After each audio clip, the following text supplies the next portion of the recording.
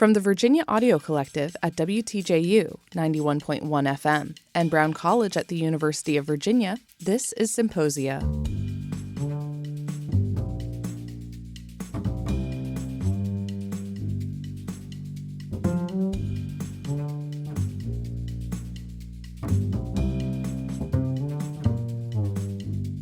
Welcome to Symposia, a new podcast from Brown Residential College at UVA. I'm Sage Tanguay, the lead producer of the Community Media Initiative, and it's my pleasure to introduce one of my production assistants, Sophia. Hello, I'm Sophia Moore. I'm a third year at UVA and a resident of Brown College. Sophia, how would you describe Brown College?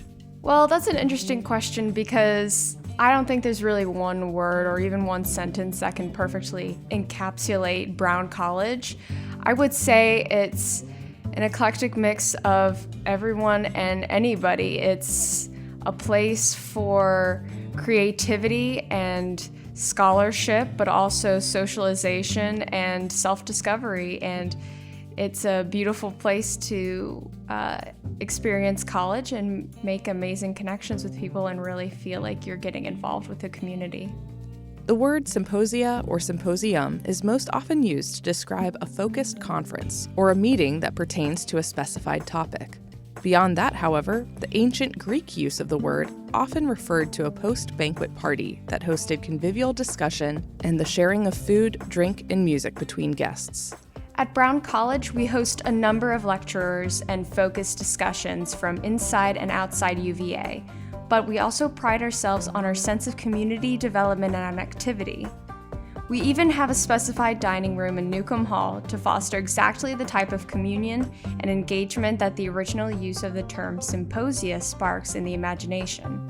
At some point, we'll delve more into the intricacies of what a residential college is.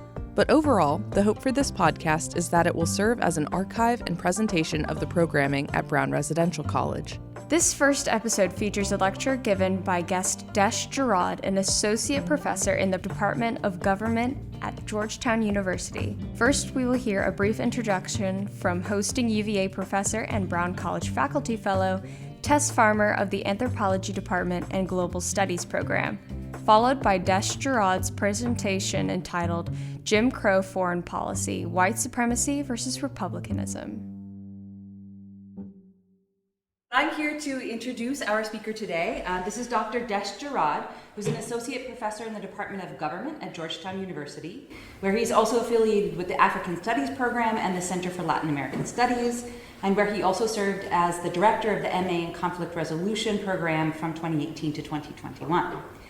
He received his PhD from Stanford University in 2008, an MPhil from Trinity College Dublin in 2002, and a BA from Penn State in 2000.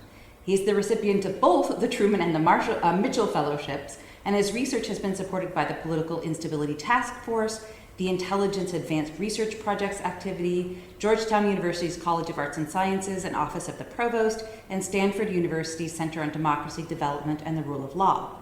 He has published widely on U.S. foreign policy and foreign aid, and his first book, Explaining Post-Conflict Reconstruction, was published by Oxford University Press in 2015. Today, Dr. Girod will be talking with us about his current book project on white supremacy as a political and economic project. Thank you very much for joining us, Dr. Girod. Oh, thank you. Thanks so much for that introduction and for such inspiring words. You're all very, very fortunate to have such an extraordinary team guiding you. And I'm also just, absolutely honored that so many of you made a point to come to listen to me talk about my research and engage with it for a while this evening. I know you're all extremely busy, and so it's very special to me that you're all here. And I hope that as I'm talking, that you feel free to jump in if you have questions, because I'd love to be as interactive as possible as I'm sort of laying things out. And to begin, and in part just to get to know you a little bit, I'm curious. When you think about foreign policy right now, what issues come to mind? Like, what issues are important to you? Yeah, in the back. The war in Ukraine, okay, excellent. That's a hugely important issue right now. Yes? Climate policy. Climate policy, excellent. Okay, yeah. Trade. Oh my goodness, yes, thank you. Those are just exactly, some of the biggest issues that we could be thinking and talking about. And this presentation will speak to all of those issues, to those three issues in particular. And you'll see how by the end. I'm going to be talking today about a pivotal moment in US history that we don't think or talk about very much. But it's pivotal and it's foundational because you'll see how it kind of feeds into all of these other issues in foreign policy that we live with and deal with today. So the issue that I'm going to be talking about is the moment when the US was making a decision on whether to take colonies. So we're talking about the turn of the 20th century, 1898, 99. And there were some people in the US who said that it should. There were some people in the US that said that it shouldn't. And the key issue in that debate, as people were talking through it, was whether it was okay for the US to rule people without their consent. Right? That's at the core of what colonialism is, was ruling people without their consent. And in the end, the US did decide to take some colonies in that moment. But then it quickly turned away from that practice. This entire process is part of the Great Debate and what I want to kind of get into with you so that you can wrap your minds around it and how foundational this is for how we understand the world today. So this moment of the Great Debate was fraught, and it was regularly on the front pages of newspapers, right? This question about whether the US should take colonies. It engaged Mark Twain, who devoted the last 10 years of his life to the cause of, as it was known at the time, anti-imperialism, right? And the term imperialism, colonialism, territorial expansion, those are all synonymous as I'm talking and as the language was used then as well. So the Great Debate was about what happens at the end of the Spanish-American War. And let me just, for a second, step back. Does anybody know what happened in the Spanish-American War? Yes. The U.S. ended up taking the Philippines as a colony or buying it off of Spain. Mm-hmm. So there were. That's right. But the Philippines were the biggest one. Anybody else know anything? Yeah. Wasn't it also Cuba and Puerto Rico? Excellent. So does anybody know how quickly the U.S. defeated the Spanish Empire? It took about 10 weeks. Oh yeah, go ahead. You were going to say 10 weeks, right?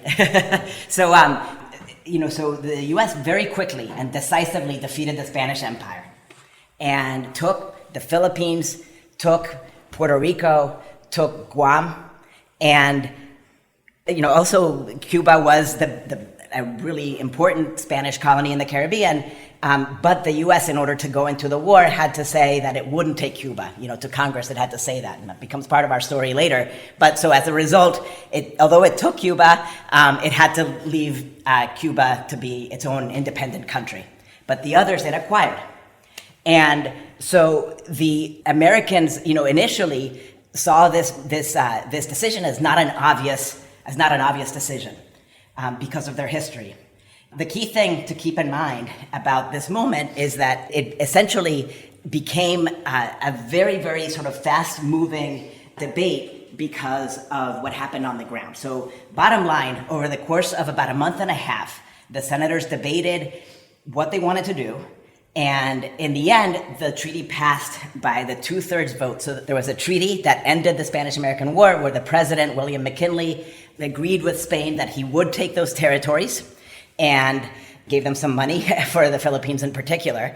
And so now the treaty had to go through the Senate to be ratified. And the Senate needed to approve by a 2/3 vote that it would accept the treaty as was written or amend it. They didn't amend it. And they accepted it as written, but with only one vote to spare.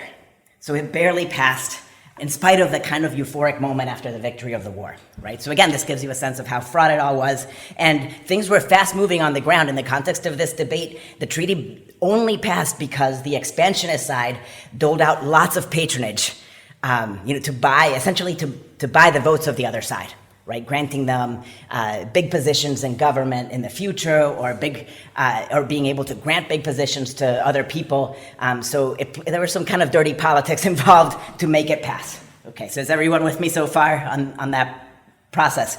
And so the treaty passed, but the overall sense was that this was only the beginning for U.S. empire, right? So even though it was kind of a hotly debated moment and it barely passed, in the United States, people thought, okay, so now this is only the beginning, and across the world, people had the same sort of view. I got interested in this moment in part because I'm from Puerto Rico, and I grew up there, and and there you hear about the Spanish-American War a lot. And as a Puerto Rican, you live with the consequences of the choices that were made in this moment.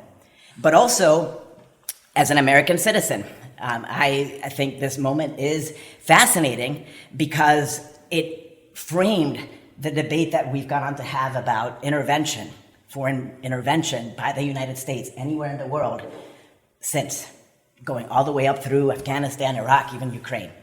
So I found this extremely important, and the way that I approached it is by doing what's called a textual ethnography of the materials like the congressional record, from the debate, the magazines, newspapers, all kinds of material from that time.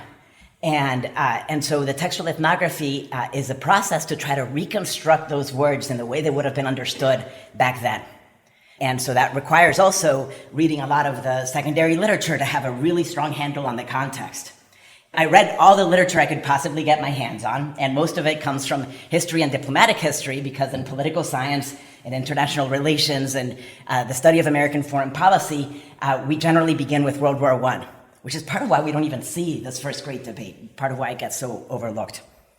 So I discovered three big puzzles. I basically encountered three big puzzles through all of this research, which is what I'm going to spend the first half of the rest of this talk telling you about. And then I'm going to spend the second half sort of puzzling out of them and telling you what the implications are and how they relate to trade and the other things that you've mentioned.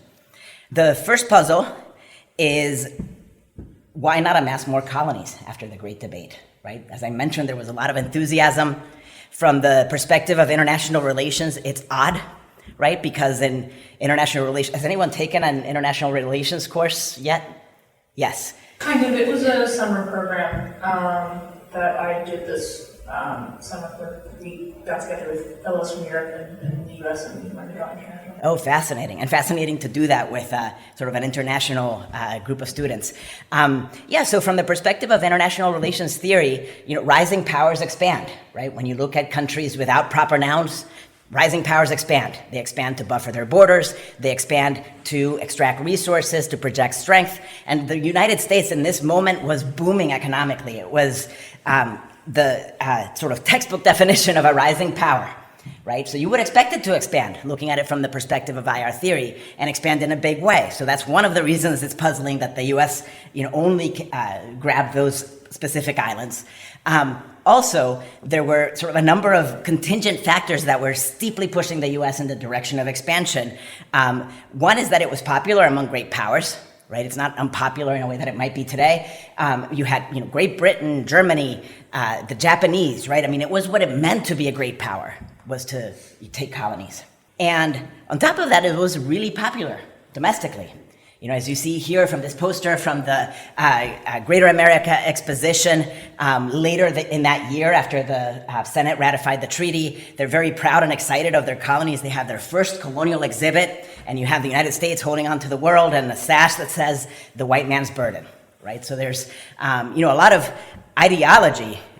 For some it was about the white man's burden. A lot of missionary groups publishing about how important it was to do missionary work now in places like the Philippines. In general, people talked about bringing the blessings of civilization to these islands. So for some it was about identity. For some it was about commerce, lots of export of manufactured goods from that booming economy. There were a lot of reasons for it, and for kind of wanting to expand and wanting to expand more. Despite all these reasons, material and ideological, the U.S. didn't take more colonies. And so I want to put to you the question of why not? Why do you think the U.S. didn't, despite everything that I just laid out? Yes? Kind of from an ideological sense, America also started off as colonies that were not very appreciative of the fact that they were colonies. They did not like actually being colonies. Exactly. It's American exceptionalism, right? Has you've all kind of heard this phrase tossed around. It's the idea that Americans are special, and at the core of that is this notion of anti-imperialism, which we're going to criticize a lot in a minute, but this notion of American exceptionalism. But that is, if you ask people, it's sort of the gut response is that, Americans are different in the world. We're not like the other countries. Our proper nouns really matter.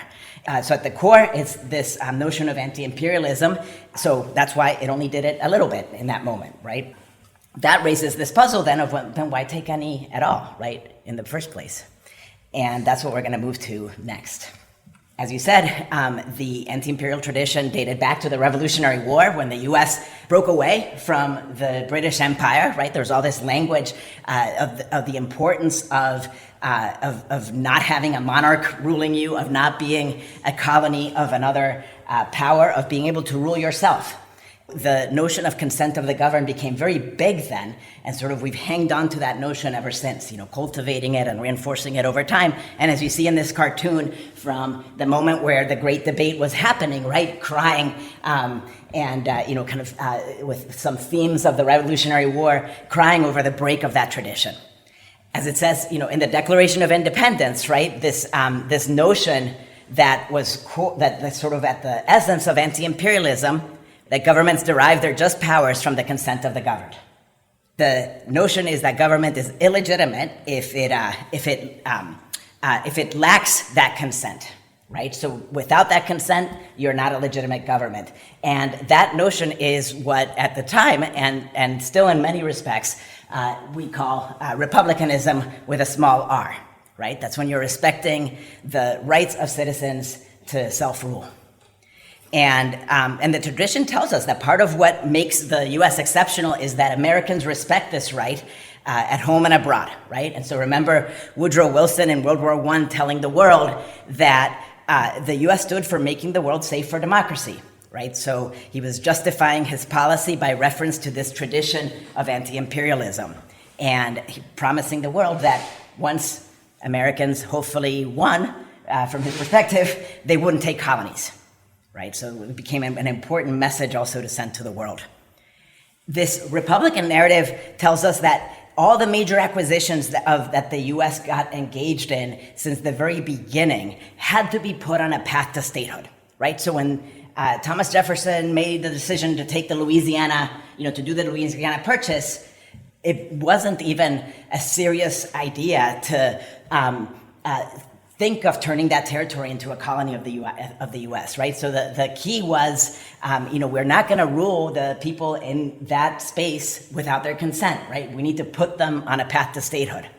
And that's what the U.S. continued to do with all of its acquisitions. If it didn't want to put the territory on a path to statehood, it didn't take the territory, right? And that was a lot of the logic that guided acquisition all the way through to 1898. Do any of you know who was acquired, which country? Yeah. Oh, yes. Go ahead. I was going to say Hawaii, but that's States. No, you're right. Yeah. No, you're absolutely right. So Hawaii was, had been annexed previously, and there were some complicated politics. But Hawaii was annexed and put on a path to statehood in 1898 by the United States, and that was 6 months before the Great Debate. So that makes it just all the more puzzling. Like, why not do the same thing in 1899, right? Why acquire suddenly territories with the intention of colonizing them? And I'll tell you what some of the best in the literature tells us, that it was an accident.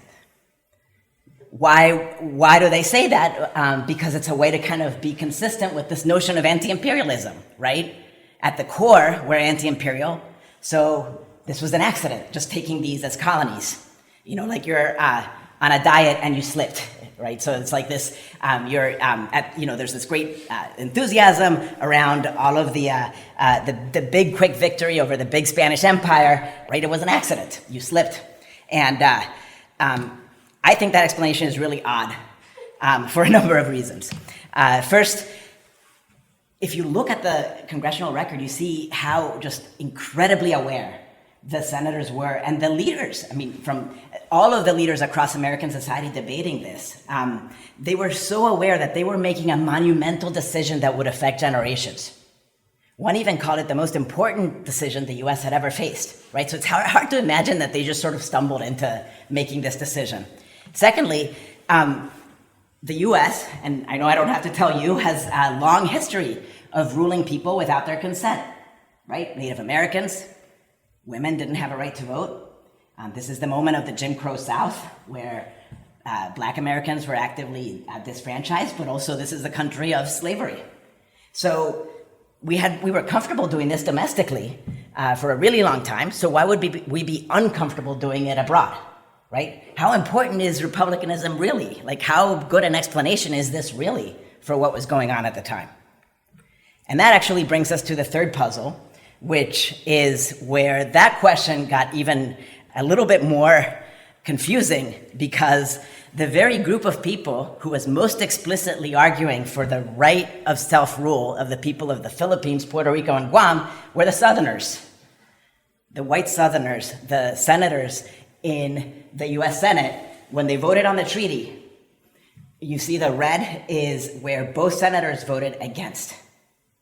So that's where you have the heaviest anti-imperialism. The green is where both senators voted in favor, and the yellow is one voted in favor and one voted against, right? So the opposition's all in the South. You'd think that the South would have been the most pro-imperial, right? The least concerned with governing people without their consent, given how they were governing the Jim Crow South, as I mentioned, given that they had been pro-expansion before the Civil War, right? They tried to annex Cuba like 4 times. They wanted more slave states. And also given that they had argued, right? When you look at their logic of white supremacy, their long-standing logic was that inequality was legitimate, that it was a good thing, and that only some people had the consent of the governed, that only some people had that inalienable right. They even not only argued this, but they literally fought for it, right, in the Civil War. And it wasn't just their sort of fathers of these senators who fought for it. They themselves fought for it. So we're talking about former Confederate soldiers who are arguing for the consent of the governed, that right for the people of color in the Philippines, Puerto Rico, and Guam. So very strange. And it gets stranger, because those very senators, they invoked Lincoln and the Gettysburg Address. They used the language of the North to make this argument.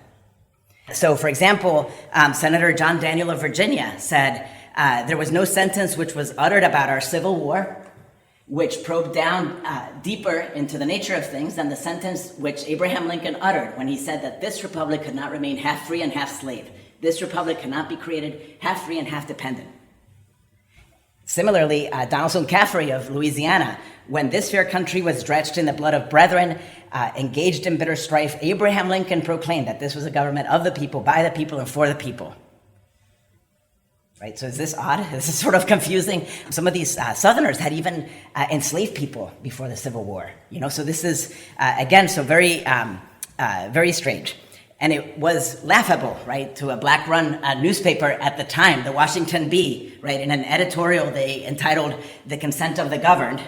They said, to hear the Southern anti-expansionists talk about the unwisdom of accepting the Philippines without the consent of the governed, one would think that they were the most ardent and honest supporters of Republican government, wherein every citizen, whether white or black, is accorded the full and free exercise of the right of suffrage. It is time for the world to have a hearty laugh, right? So it's not just us looking historically, it's at the time, it was very obviously strange. So those are the 3 puzzles that I encountered for which I couldn't find satisfying answers in the literature.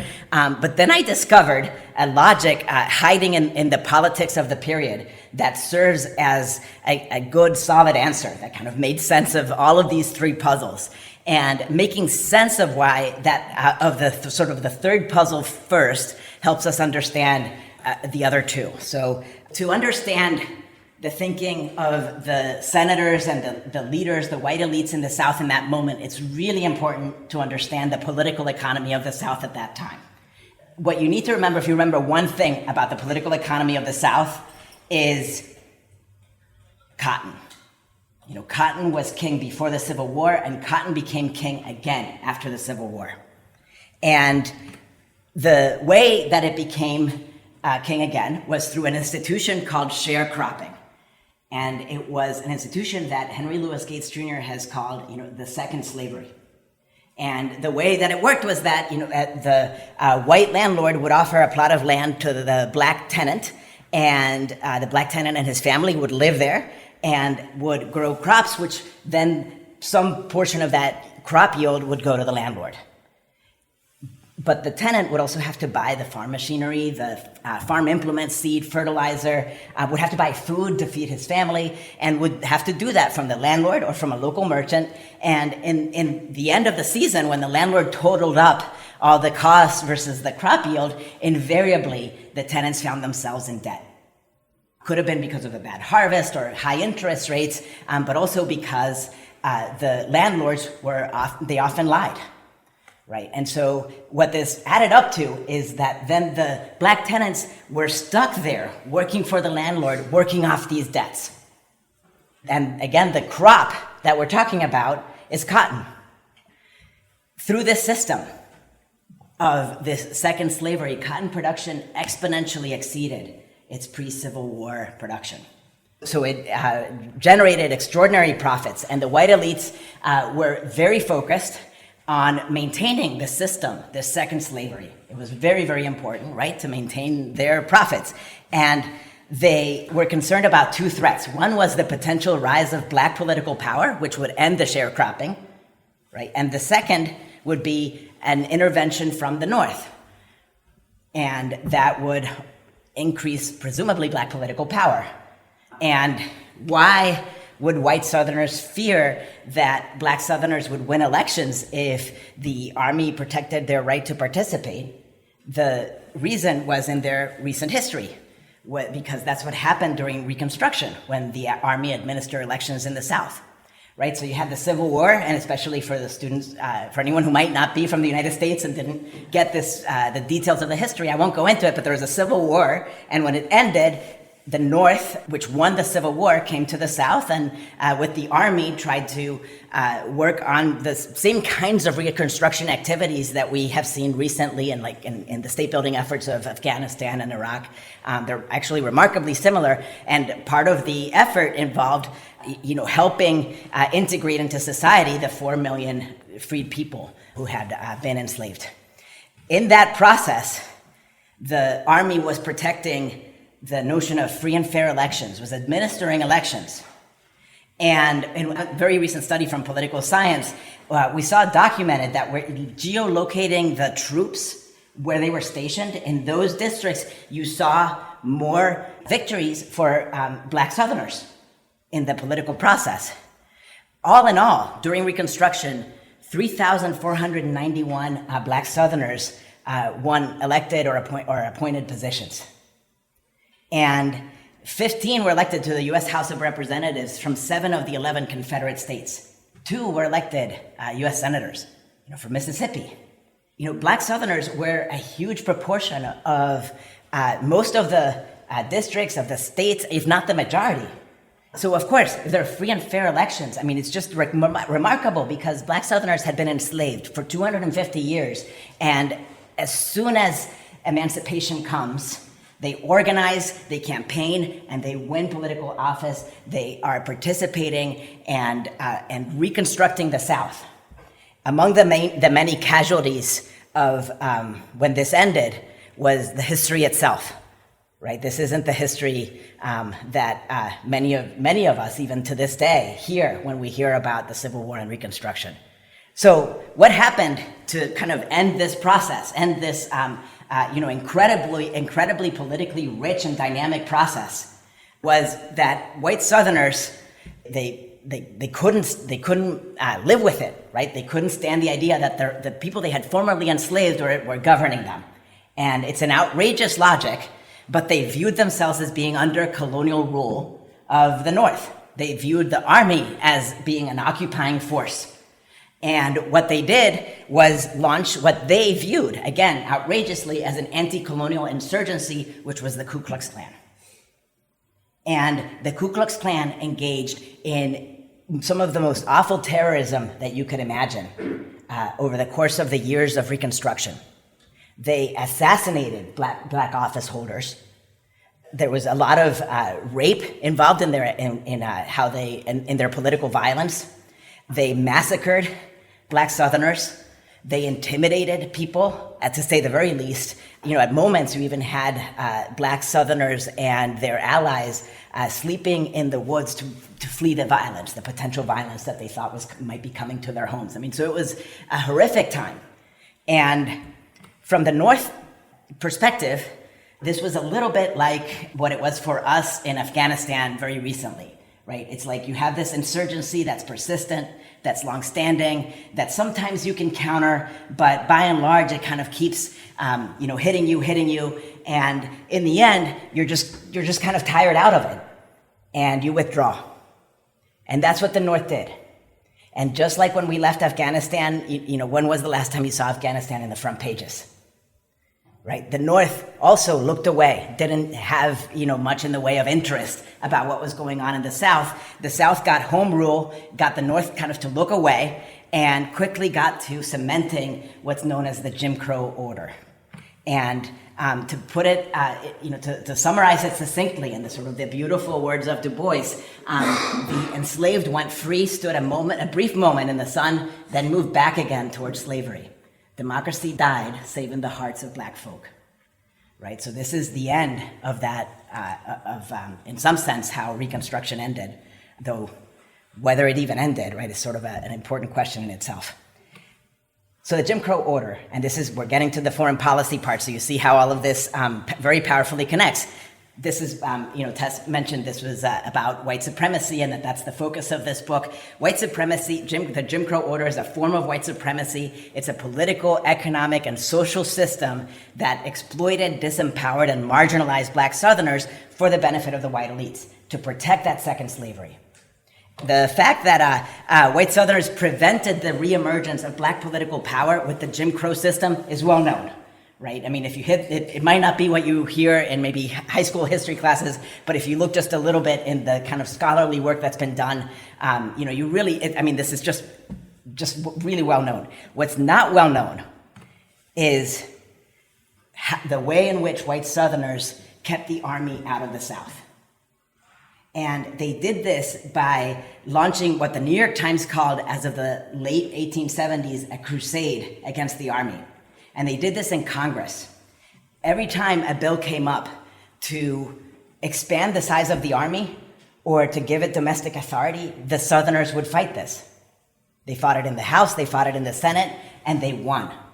They won virtually every time. And why did it keep coming up even to use the army domestically during this time? As I mentioned, the U.S. was rapidly industrializing. There were tons of strikes and riots all over the country because of unsafe, unfair working conditions. And the industrial magnates, the governors, were calling the federal government and saying, please send the army to help us put down this riot or this strike or whatever it might have been. And a lot of cities, like in the New York Times and the Chicago Tribune, you see them sort of glorifying the work of the army. And for Northerners, that's just, the army put down the riot, the protest. That's what this image is of that, the army doing that. For Southerners, they see that language and they're terrified because the idea of the army being used domestically is exactly what they just fought against, right? And so from their perspective, they're seeing it through the prism of our second slavery is vulnerable anytime the army is deployed domestically. And so they fought very hard to keep the army small and out of domestic politics. And suddenly, the Spanish-American War breaks out, the U.S. wins, they're faced with this question of acquiring these islands and the idea that the U.S. would become a colonial power. And what they immediately saw that this would bring about, and immediately saw it because they were looking through the lens of the Jim Crow order and the second slavery, they saw that this would lead to a big military, because you need a military if you're colonizing people, right? If you're ruling people without their consent. So they said, this is a recipe for a large standing army, and an army for which there will be a precedent that it can be used domestically. And it's just a short jump from using it in the Philippines or Puerto Rico and then using it in South Carolina or Alabama. And so this is, so they believe that imperialism would create this pressure, and some even viewed imperialism as an excuse for a large standing army that could be used domestically. And whether that's actually true or not is much less important than the fact that they really believed this and said this repeatedly. To the Southern elite, for example, John Daniel, again from Virginia, he said at the beginning of his remarks during the great debate in the Senate on the treaty and on acquiring and why we shouldn't acquire those islands, he said, like birds of a feather, the treaty and a great standing army walk into the halls of Congress hand in hand, one behind and close upon the heels of the other. Right? So they were really seeing these issues as tightly intertwined. Senator Money of Mississippi, there will not be many decades before the policy that is now applied to the Philippines will be brought upon the American citizen himself. And you see this all over the Southern press, right? So the Age Herald of Alabama, it's the Republican policy to build up a tremendous standing army in this country, that it may be used at home when they need it to intimidate voters and to keep the Republican Party perpetually in power. And in Arkansas, it's so easy to put the army to work regulating the people, encroaching here and there, threatening the civil administration, and gradually undermining government by the people. Right? So Southerners opposed this. They also presented an alternative. They said, we don't need colonies to be benefiting economically. What we need is maybe a small tract of land so that we can use that to set up a coaling station for our ships as they travel across the world. And maybe we want to emphasize open trade among the great powers, right? Because a lot of great powers would take a colony and then just exclude everyone else when they were trading with that colony. So let's emphasize open trade. Just that's it. No colonies, just do these two kinds of things. I would just say empirically that senators representing the states that received more Reconstruction troops were less likely to vote for imperialism. I created a model sort of a statistical analysis, and found that what you have on the x-axis is troops per 1,000 people, and on the y-axis is the probability of a yay vote by the senator. And as the troops increased, the Reconstruction troops, like 35 years before the Great Debate vote, which is what you have on the y-axis, the Reconstruction troops, their presence predicts how likely you were to vote for the treaty. So more Reconstruction troops, you were less likely to vote for the treaty, likely because there's a persistence to the memory of what happened, right? So this is more evidence sort of about what's going on. So revisiting the puzzles, as we're kind of now moving to conclude, why did the South oppose imperialism? Because imperialism threatened that second slavery. Why take any colonies at all? For material interests, right? Not an accident. Why not amass more colonies? Henry Cabot Lodge, who was the leader of this in the Senate of the expansionist side, said that the line of opposition stood absolutely firm, to my great astonishment. It was the closest, hardest fight I have ever known, and probably we shall not see another in our time where there was so much at stake. So it was a very, very difficult fight. And then after that fight, and they got their way, American colonization of the Philippines became a nightmare. A nightmare for the Americans, a nightmare, even worse nightmare for the Filipinos. About 750,000 Filipinos died in the course of this war, about 4,200 Americans. It was horrific. So that affected people's policymakers' sense of just how costly this was.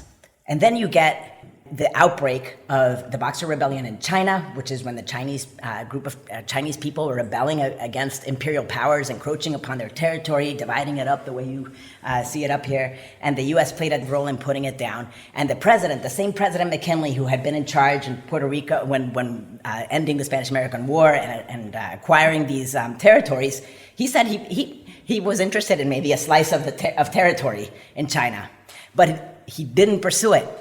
Why? Domestic opposition was a big part of it. and seeing the outbreak of how badly things were already going in the Philippines, even though this was just a few months after the treaty was signed and colonization had started, was already, sending a message that maybe this was not the right way to go. So in combination, those two things played a big role in the minds of policymakers. Same, in 1904, Teddy Roosevelt, if you know anything about his biography, you know that he was an incredible proponent of expansionism during the 1890s and during the Great Debate. But once he's president, he gets opportunity after opportunity to annex territory, and he says no, including the Dominican Republic. And he said instead that, he felt, quote, about the same desire to annex Santo Domingo, is what it was known as then, as a gorge boa constrictor might have to swallow a porcupine wrong end to. So with his sort of trademark colorful language, he's saying he feels very strongly against the notion of annexing the Dominican Republic. And why? Again, domestic opposition. He thought Congress would have his head, and the awareness of the costs. So why not amass more colonies? One factor was that opposition and the nightmare that they were experiencing in the Philippines. The final sort of conclusion, which is maybe the most interesting part, there's a number of questions that this research raises. And one, it's about, we saw in 2020 the murder of George Floyd, and nationally spent a lot of time reflecting on how the racism was embedded in virtually all of our institutions.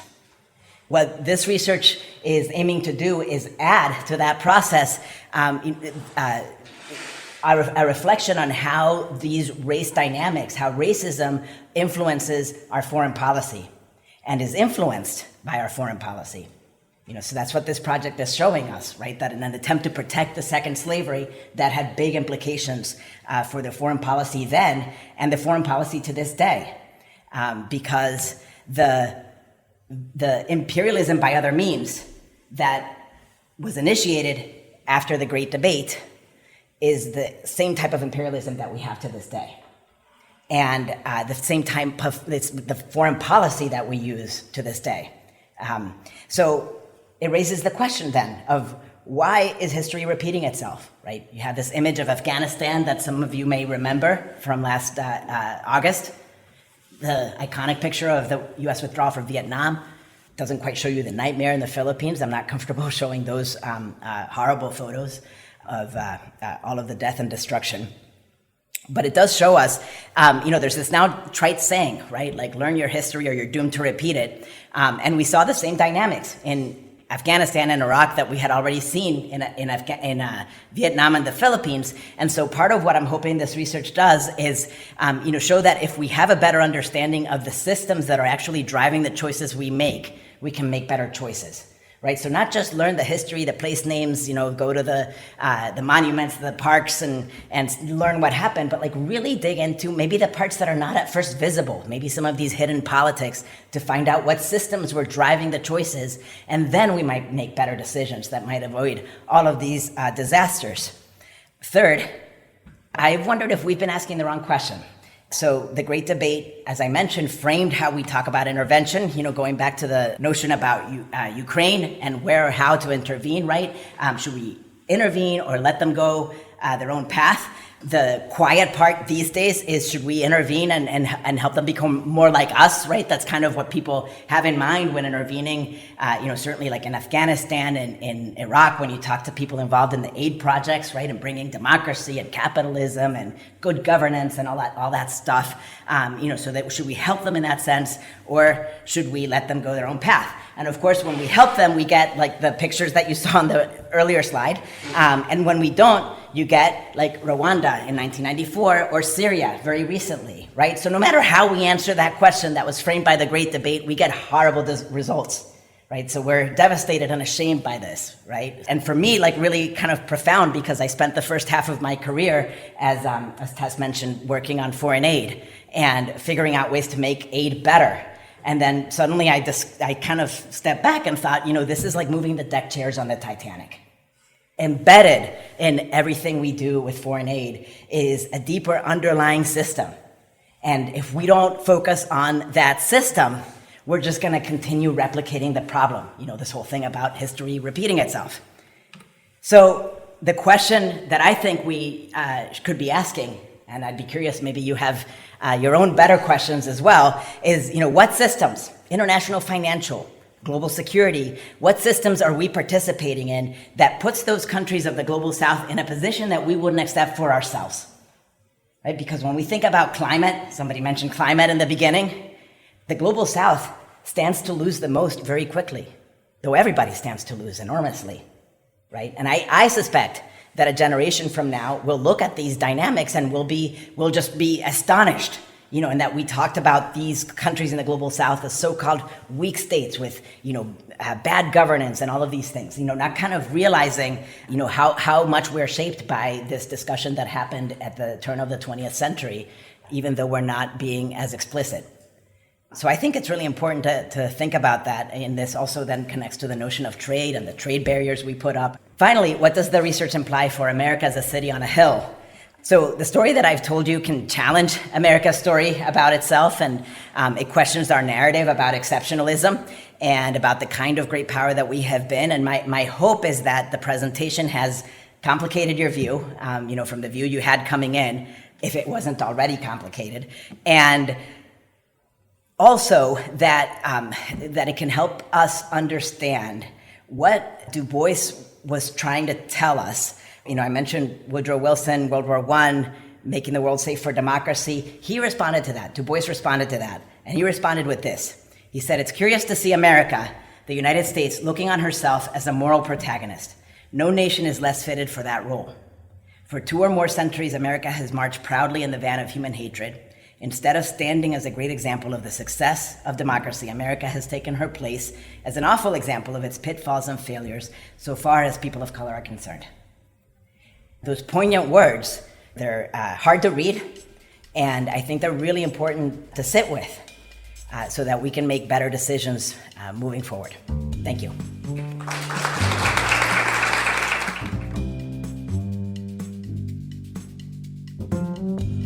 Subscribe to Symposia wherever you get your podcasts. If you'd like to learn more about Brown College at the University of Virginia, visit our website, browncollege.virginia.edu, or find us on social media.